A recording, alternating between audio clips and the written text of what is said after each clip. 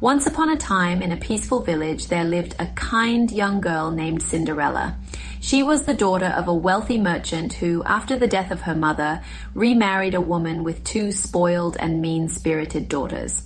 After her father passed away, Cinderella's stepmother and stepsisters forced her to work as a servant in her own home. She did all the housework, cleaning, cooking, and washing, while her stepsisters spent their time admiring themselves and being lazy. Despite being treated cruelly, Cinderella remained kind and hopeful, never once complaining. She found solace in the company of birds, mice, and other animals that lived in and around the house, and they loved her in return. One day, a grand invitation arrived from the king's palace. The king was holding a ball to find a bride for his handsome son, the prince. Everyone in the village was invited, including Cinderella's stepsisters. They were delighted and quickly began preparing, but Cinderella was told she could not go. Her stepmother and stepsisters gave her piles of chores to do, knowing she wouldn't have time to get ready. On the night of the ball, while her stepsisters left for the palace, Cinderella sat sadly by the fireplace. Just then, her fairy godmother appeared. With a gentle wave of her magic wand, she transformed Cinderella's ragged clothes into a beautiful gown of shimmering gold and blue. The fairy godmother also turned a pumpkin into a magnificent carriage, and mice into horses, a rat into a coachman, and lizards into footmen. "But remember," the fairy godmother warned, "the magic will wear off at midnight. You must return before the clock strikes 12.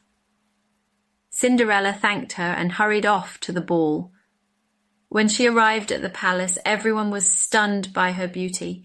Even the prince, who had seen many ladies before, was immediately captivated by her. He asked her to dance, and they spent the entire evening together. Cinderella felt as though she were in a dream, dancing and laughing with the prince. But as the clock neared midnight, Cinderella suddenly remembered the fairy godmother's warning. She hurriedly ran from the ballroom, and in her haste, she left behind one of her glass slippers.